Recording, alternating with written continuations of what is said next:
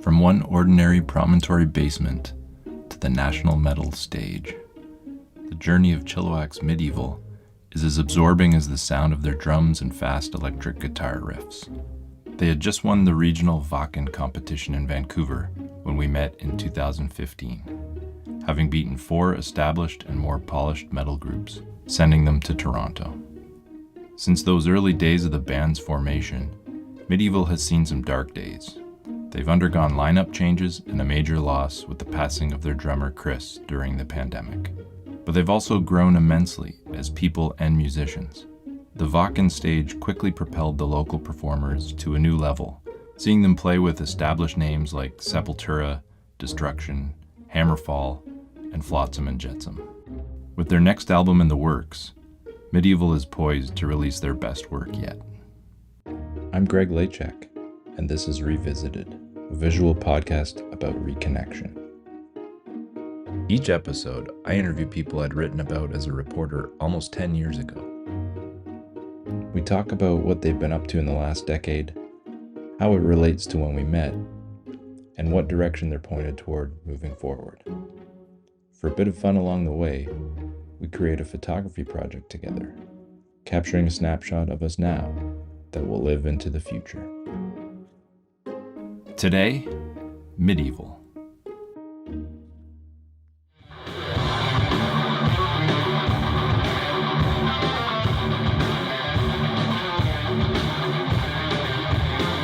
All right, well, I'm here with Medevil. Thanks for joining me today. I recently went to one of your shows, but glad we could finally sit down and have a conversation. Oh, thanks for having us. Oh, yeah. Yeah, great to be here. Good to see everyone. It's been 10 years since the... almost 10 years. Oh, yeah. It's been about that long, Since Liam and Ross's parents' basement, I think, is where we met. We've upgraded to a living room since then, so we're going places. Yeah. I guess at that time, the article talked about your Vancouver Wacken win. I should also say that Jacob and Wilmot were not a part of the band at that point, so you three were original members. The official battle was called Wacken Metal Battle Canada, so it was all across Canada. All the regions of Canada were competing at the end in Toronto. Yeah, and it was for the 2015 one, so yeah. Okay, 2015, right? So that gives us that timeline. It wasn't 10 years, but... Almost 10 years. Almost. 2014 was when Medevil was officially formed. So the band's origins is 10 years ago. But going back a bit further, in 2011, we originally formed Demise with me and Liam, and then later Ross joining. But graduating high school, we renamed the band to Medevil, and that's when we got Gary and Brett. And that's when we all kind of performed in that Battle of the Bands, and we all met up, and things went on from there. Going to Toronto was interesting because I think they promised, you mentioned this last time, but they promised that we would have some good gear there. Yeah, so we didn't bring any of our own gear, like you said, other than our guitars. So the amp that they had at the venue, it didn't have a foot switch. So anytime I had to change from clean to distortion, I'd have to turn around, walk over to the amp, look around, flick a switch, mid-song kind of thing. So that's great. It wasn't the best setup. That was all kind of part of the learning experience as well. Yeah, we played a few shows up until that point. I think before the Battle of Bands, we played 2 shows. One at a church, which Gary had just had an accident with his leg, so he couldn't be a part of that first show. And the second show we played, Gary played with a cast on his leg, and so he just kind of stood in place at the show. And those were our 2 shows we played before the Battle of the Bands, so we were very fresh. Nothing's more metal than playing with a broken leg. It was a torn ACL, so they had to take a strip of tendon from my hamstring and drill into the femur and the tibia, then wrap it around. I guess that's whew. Yeah, it was pretty hectic. Pretty intense. Pretty painful. Yeah. But, so these guys kind of propped me up on stage for the pig roast show, and I think that was my first show. At the time, me and Liam just graduated high school. We just formed this new band, and we're all fresh in our brand new band. And it was also, Ross was in there as well. And at the time, he was also underage. So I think by the time Toronto came, he just turned 19. So we're all just fresh, ready to to figure out like how to become musicians professionally. And then seeing all these bands that, you know, they're local, but they're really polished and they've been playing for years, and to get that far helped us feel like we're more legitimate now. It helped us feel like confident in our decision to keep being in the band and keep playing the music that we do, because we saw from the crowd and from, you know, the fact that we made it so far that we were writing good music that people wanted to hear. And so, yeah, that whole thing just gave us a confidence boost to continue on to actually record an album. And here we are now. Yeah. So After that, it was kind of like playing a show in Vancouver with our own gear and everything, and having it local is like, oh, okay, this is much easier than Toronto. So, you know. yeah, what band did win? It was Vesperia, right? Vesperia, Yeah, yeah. Vesperia, like they're at that time they were like fairly well established for a local act. I think they've been together for like 10 years. So it kind of like, it makes sense thinking about like why we didn't win compared to them, because like going to Wacken Metal Battle is one of the biggest heavy metal festivals in the world. Watching them on stage, how polished they were, and it was definitely inspired us to figure out how do we get to that level of polish for ourselves in order to get to that level. And what does that do in terms of putting you on the map? Like, did you see an increase in, I don't know, anything from your social media presence to more exposure in magazines, that sort of thing? Yeah, I mean, every article nowadays just says like it notes like we're one of the Wacken Metal Battle. Like it's a big footnote on everything we put out. We played a few shows with some of the largest acts like around the world, like Sepultura, Destruction. We've played with Hammerfall, Flotsam and Jetsam. Like a lot of these are bands that we grew up listening to in high school. Oh, yeah. That, you know, being able to perform with them, opening for them, it was just nuts to be able to do that. And I think the Wacken Metal Battle helped to get us there, especially with the Sepultura, because that was actually one of the prizes for winning the BC. Being a band that opened for Sepultura just allows you to get good shows and just good reach in general. So Then in 2016, you released Conductor of Storms. And what was that experience like, producing your first album? We went in a little bit clueless, to be honest. And, Like every band does, their yeah. first album. Yeah. Yeah. We did everything in the studio. So we did the drums, guitars, bass, vocals, everything in the studio. In 10 days, I think, was the total time we spent. It was pretty fast. It's a big crunch, yeah. And it was like, yeah, right from the start to the finish, basically. I think there was like a few days of mixing after. But yeah, I mean, we went in with pretty bare bones songs and production. And I think on my end, at least, I thought we were almost going to be like led through it. Like somebody was going to be holding our hands and being like, oh, you should do this and you should do that. But you know, they were just doing their job and working all the machinery and making sure it sounds right. Yeah, I kind of expected like more of a producer role from them. So we became the producers after a certain point when we realized that. Yeah, so it was like a learning thing for us. Like, you know, we need to like plan pretty much everything ahead of time and work out all the details ourselves, and that's kind of what led us to how we did our second album. Okay, yeah. Which is a totally different process. Yeah, so we released the album and we had a kickoff tour. I can't remember how many shows we played, but it's just like a sort of small BC Alberta tour. We played, some on the island. We started off in Vancouver here, and we basically, like the first show, we played like just the whole album front to back for our crowd to just like, here's our new material, get people excited for the new tracks to come out, and we just played it over BC Alberta. It was kind of cool though. It was like we reached some areas, whereas like in Edmonton, we never played a show there before. And I remember seeing the place was packed, and I was like, oh wow, there's a lot of people here. Like, is there a specific band that you're all excited about? They're like, we're here to see you guys. We didn't have a PA or something at that show, but we just cranked our amps as loud as they could go, and it was a fun night. So yeah, it was a good tour overall. We haven't played a tour since, but we're looking towards doing that. We had a couple of lineup changes, namely with our drummer. Ross was, he's more into rock drumming. And so at a certain point, he just wanted to play other music. And so we sort of parted ways. And for us, that killed a little bit of our momentum at the time because, we're not making a lot of money. And if you want to find good musicians, sometimes you have to pay them. So we didn't have the funds to do so.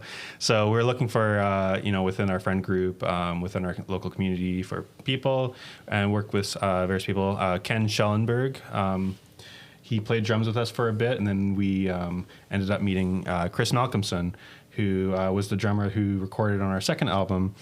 And we met him, I think, was it through Craigslist ad? I know you originally brought him to us. Well, I'd actually met him before a couple of years ago. I just met him at the bar. One night we ended up hanging out, that I didn't see him for a long time. It turned out we had a mutual friend. So when he found out that we were looking for a drummer, and we were really struggling to find a drummer, it'd been a couple of years at this point without a drummer. He was basically all in right away, and so he put a lot of work in to learn all our early songs and some of the new ones, and it was apparent pretty quickly that he was capable and he fit in well. He's a really good guy, so it was a good fit. Yeah, he's a big fan of prog metal as well. I think one of his favorite bands was Tool. So when he saw the new stuff that we're doing, I remember him being really excited about the more progressive direction we were going in.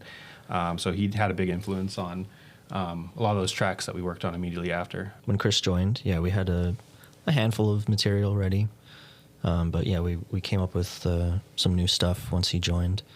Yeah, we had it mostly figured out by the time we went into recording, but it was a very different process because we did the drums in the studio before anything else, and then but we had working demos up to that point. So it was sort of a finished product when Chris went into the studio, but then we basically just redid everything else at a higher quality afterwards. So all the guitars, bass was all done at home, and then the vocals were mostly done at home as well. It kind of took a while because we were hashing out a lot of the stuff, and it was a lot more of a detailed process than before. And we pretty much took it all on ourselves. So the arranging, writing, the mixing. Recording everything but the drums. It gave us all the control over everything, but it ended up taking a long time because there was way too long, a lot to figure out. Very meticulous process. There's multiple years. There's a lot of reasons for that, but that is part of it. That's the flip side of self-producing an album is you can get kind of lost in your own head mixing everything. Yeah, a big problem was our only experience at the time was our first album, Conductor of Storms, which we did in 10 days, which was one side of the extreme. And also just it's a little bit of a budgetary reason as well. Okay, we can spend money on just getting the drums done. We record the drums at Turtle Recordings, I believe it was called. Larry Anshell, he did the engineering for that.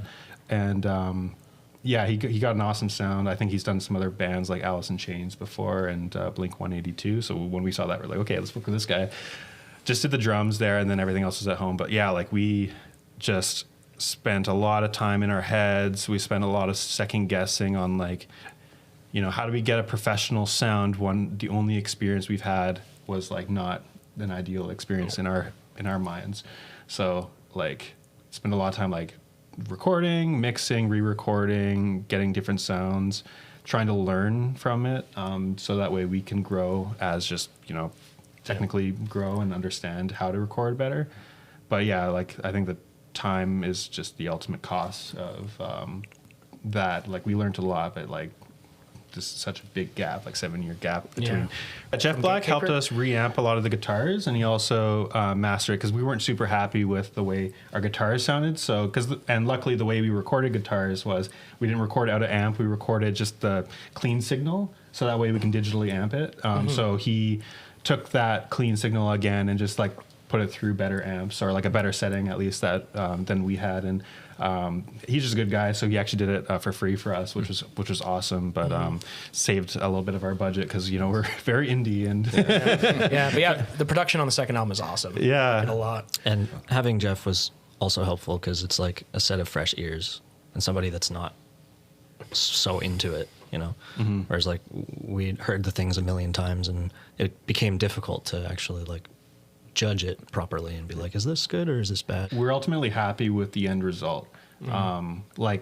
our bar for quality never got lower. It's just we wanted to improve ourselves so we can get ourselves up above that bar of quality.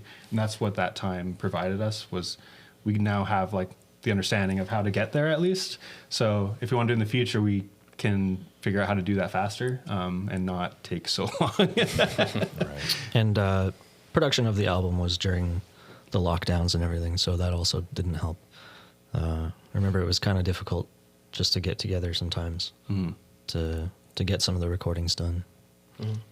Yeah, talk about that period, the lockdown. There was a lot going on for you guys, right? At the time, no one knew what it was, and people were worried that it was going to permanently affect your voice. So we didn't really get together as a full group very often or at all. And that's around the time that Chris got sick as well. So obviously that made basically 2021 was kind of a write-off for actually getting together and collaborating on our material. So it was definitely a tough time. I guess the album was largely written at that point. Were some of the events, like Chris getting sick, did that influence any of the writing or any of the songs? Maybe you can shed some light on that. Yeah, like I was working with Liam through the lyrics process. We had the majority of the album lyrics already written at that point. I think the biggest thing that like Chris's passing impacted in terms of the actual, like the sound of the album was more of like our meaning, like how we interpret the lyrics a little bit more, because a lot of the lyrics were already there. And a lot of the like the artwork on the album as well came afterwards, so that was definitely influenced by how we were feeling at the time. But yeah, like we had a lot of the sound already there, and when he was sick, like we only had a few months from knowing he was sick to him actually passing away. So it was just like a big sudden thing that happened, and you know, we were kind of being a little bit hard on ourselves for spending so long on the recording process and just like the writing process. So it was a big scramble at the end to try to get something so he can at least hear it. We did get to show him an early mix, luckily, but yeah, that's how things went. So. Yeah, it's amazing. And then, so Wilmot, you kind of entered the scene. Yes. Enter the picture. It was the perfect time because Meridius broke up around 2017, and Apprentice, I think, is still technically active, but it's on a bit of hiatus right now, indefinite hiatus. So yeah, it was the perfect opportunity to snatch me up. I have a bit of charisma and stage presence that I bring to the table. I know how to work a crowd. I know how to have fun, you know, make it an enjoyable experience for everyone. And I think I'm a bit of a more technically versatile singer. I think the stuff that Wilmot brings to the table is also like a lot more, like there's a lot more power metal influence as well. And I think with our new material as well, we're looking at like how to integrate a lot of the stuff he's done with his previous bands into some of our current sound with our more progressive direction. And we're in the middle of like writing quite a few songs. Yeah, I can also do like harsh vocals and stuff too, like death growls and black metal shrieks and stuff. So I don't know if we're gonna use that in the new Medevil stuff, but it'll be interesting to try it. And then Jacob, let's talk about you. The J-Man. The J-Man. J-Meister. Nobody ever calls me J-Man. Are you? Our full-time drummer. Full-time drummer here. Right? Full-time, part-time drummer. Jacob, are you sticking around? That's my question. Yeah. Maybe we should unravel that a little bit. Is this actually, I think there's a simple answer to that at the moment. Also, It's complicated. I knew Eric in high school. Eric. Yeah, Weeza. We went to the same high school. You know, I'm an immigrant to Chilliwack and Canada. 2012 is when I moved here from Czech Republic, and we became friends. He was a musician. Me and my brother were musicians, and through like a year or two of being in the same environment, we started playing together. He joined my band as a bass player, and so I knew that he was a good musician, and he probably knew that I could play the drums. So then when the time came eventually to ask me if I would like to join Medevil, then we both knew what to expect. I'm a musician my whole life. I've started playing when I was 9 years old and been playing drums since then, and piano, guitar, but mainly drums, percussion. It's kind of where I'm at. And then I worked at track degrees for 6 years, which established one thing for me in my life, and that's music is always going to be part of my life. So when the opportunity came up to join Medevil, I was in one other project with my brother. I said, you know what? I've been wanting to try out different genres. I'm not really a metal drummer. When I grew up, I listened to Metallica, maybe Megadeth. I don't have a whole lot of background in some of the niche bands, but I'm a hard rock drummer, and I thought I could bring in my own thing. If they liked it, they would keep me. If not, then Yeah, well, I mean, metal is just like heavier rock, right? Yeah, just hit the drums harder. But like when we were messaging out Jacob, like I've always wanted to, like personally, like I was in the band with Jacob, and I always wanted to work with him because like my time being in your band before, which was called Rexford Drive, like he just like has just such a good feel with the drums. So like when we were, you know, looking for a drummer, I was just like, well, I know somebody who's like the first choice. So I said, you know, you guys are in a tough spot, and I like your music. I know Eric. They came as a demise. They came to our studio when my dad was thinking he would start recording studio, and we did some demos in our basement, and that was a train wreck. Was that CD that I have? No, that was some other thing. So yeah, little bit of quick history. Like we thought we could record an album while we were in high school and being musicians only for like a year or two, and we didn't know how to play our thing. And then we came in like totally unprepared, and we're just like, oh no, we're paying money for like this, and it sounds horrible, like garbage. So we're like, can we just back out of this? My dad still has those recordings, and he's like, one day they'll come back for it. Yeah, I'll come back to bury it. Kind of now you're on this show every 3-month cadence you were talking about before, and the album coming out.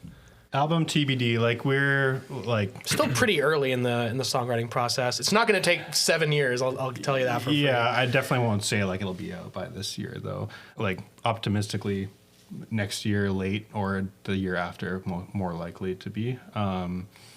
But yeah, we got like 6 or 7 roughed in ideas, which is a lot. But you know, they're still super early, so like I think only one of them has any semblance of vocals right now. We're getting to the spot where we're understanding what we want the project to sound like, what we want the theme to be, and we're going to start having those discussions a bit more. But it always stems from what you just kind of write what you feel inspired by at the time, and then you kind of identify the themes, I think, a little bit later, at least for us. That's works out better for us. So We would like to have a song ready, a new song ready by the time we get back to playing live. So that's kind of a little goal that we set for ourselves. Yeah, it's a very exciting time. we're not stuck to like a label who needs us like a deadline for things to happen. So a lot of things are happening because we want them to happen, and it'll probably continue to be that way. So like our biggest interest is just to make music. So that's like our biggest thing look forward to is just more music. Hopefully we'll be able to advertise it better and get more budget for marketing. That would be great. Mm-hmm. But yeah, we're always going to try our best to just like make awesome music that people will listen to for years. So I will keep in touch and definitely be at more of your shows in the future. All right. And where can people find you? Facebook, X, Instagram, YouTube. You can find our album on Spotify, Bandcamp, Apple Music, all the big ones. We also have it on CD, of course. And Medevil spelt Medevil, Medevil. it's intentionally wrong. It's not that we can't spell. Can you actually spell medieval? There's an I in there somewhere. Nah. Yeah. No. We'll skip that. Awesome. Thanks again, guys. Yeah, no worries. Cool. Thank you. I have Brett and Weeza here again to chat about the photos. Really excited about this. Yeah, so we'll just jump right in. I've got sort of the main photo up that I had sent you both. I was looking through different experimental processes, and when I stumbled across Chromo, I thought this really looks, it's kind of got that metal feel to it. I found a chemist who mixed up the two sort of parts of this process for me.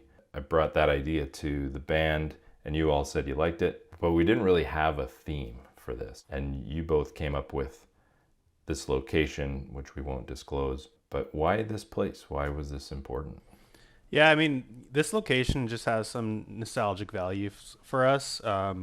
It's the place where we recorded our first music video for our Night Walk track, which was the first track on our first album. So we also, I think that's also one of the earliest spots where we also took band photos before we recorded that video. So like in our album booklet, you can even find photos of us in front of this building here. So just looking at these photos, it just takes me back to those early times and just nostalgia and like the early days of the band.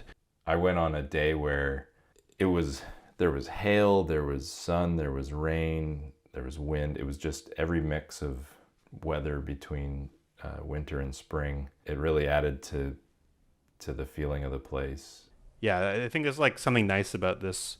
Going back to this place though, is like that organic, like the real location that feels just like it feels lived in, feels like there's a history there. So that just has just a certain aura that I always thought was really cool and attractive about it. I think it's a beautiful shot, and I think I really love the chroma, but I love the idea of it. It has such a nice atmosphere to it, and yeah, it's like it's an old weathered photo from like a long time ago or something, like something that's like almost like antique, you know. You almost picture what used to be there too, like how the building used to look, what used to be attached to that wall. Let's look at the one with the reflection of the trees in the rain puddle. Yeah, I mean, this one here is just like, it's that kind of like walk through the woods kind of thing. Like I remember being a teenager walking around at like rain with my headphones on, looking down and just seeing like reflections in puddles. So it kind of gives off that. It's again, I think just like the way you captured those trees, how clear they are as well. I think that's really awesome. The way that just looks. I didn't even know like a reflection could look that clear. It almost looks like the trees just kind of like exist and you're on the other side of the reflection. The way this is shot, which is really cool. Like you're on the flip side of it. Goes with the mirror theme in your latest album. Yeah, I had to do like a double take with it because it almost looks too clean to be like just a puddle or something, you know. It just feels like home a little bit because the whole place is usually covered in rain. And, yeah, but yeah, it's like you see this a lot in this area, you know. Yeah, like it's actually strangely comforting. Yeah, any thoughts on the ones with the posts? Yeah, I'm looking right now at the one with the single post. That one to me, it feels like, you know, this central like obelisk or something. You start to wonder like, because you can't see the bottom of the photo, you're wondering like, where is it coming out of? Like, is it like coming out of the ground? Like what? And then also like, is this a tree or is this like man placed here? It's a little hard to tell with it. Like, did someone just like roll up a log that was there and just place it there? Is it like in the river or is it on land? It's I think part of the like the mystery of this photo is really cool.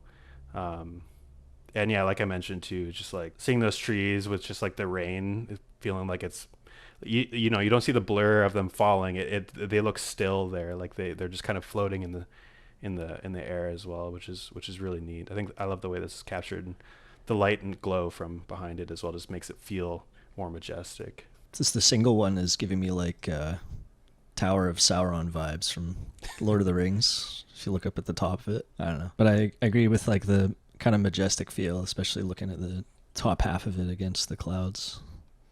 Yeah. It almost looks like a lighthouse or something, the way it's like the positioning on it. It's like staring at you. And what was the other idea that you had about, I think as we talked about Chris in this place, what, you know, maybe something we can pursue in the future? Starting off with like the root of the idea being what sort of theme do we want to wrap this project around? And one of them was just like memories or history of like what the band's been through. And Chris has been such a big part of, especially our lives now, but like in the second album, he was like a big part of writing that album, and like his memory, it just impacts us quite a lot nowadays. So having his drum there as just sort of like a symbol of how much he impacted us moving forward, I think would be really cool. So going back and placing his drum set somewhere on the scene and doing some pictures of that. Yeah.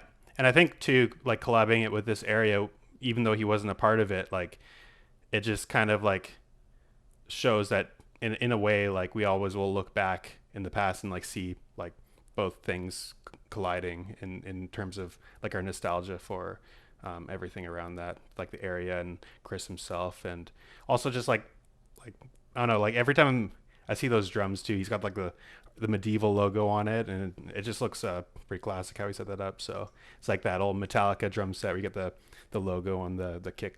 He put some time in setting that up. So You had another idea that's related to your current or your latest album cover.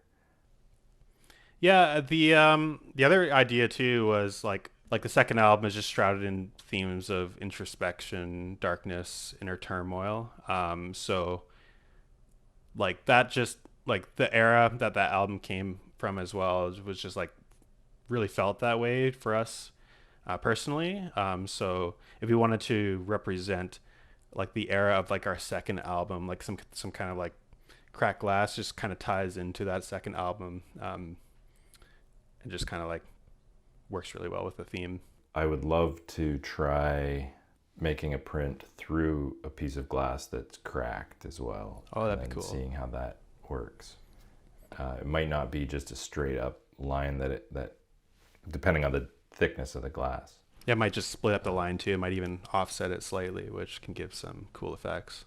And just kind of going back to that chromode one as well, like I just think this one's really cool because it just reminds me of those old like 70s or like, you know, like almost like those like Opeth. It's like an Opeth from like the 90s album art, or like Black Sabbath's first album. Kind of gives me that vibe a bit. Like if you get some kind of scary person standing in front of this building, you know, this would be perfect for some kind of like death metal album. And it just, you know, you add some fog there too, but just the way that the chromo kind of like sharpens the branches and just makes this like a very, like you wouldn't want to walk down here late at night, or maybe even at all, because it looks like the trees are going to come alive or something. I'll try the chroma with some of those other pictures. We'll try to organize that the drum set, and we'll see how it goes from there. And really appreciate you both coming on to talk about the photo project part of this, and looking forward to seeing what happens with that. Yeah, thank you so much. It's been like really interesting and awesome project you set up. So I'm really looking forward to seeing the result of the next steps there with the new photos. Thank you so much. Thanks again. That's it for this episode of Revisited. Thank you for joining, and please be sure to check out more.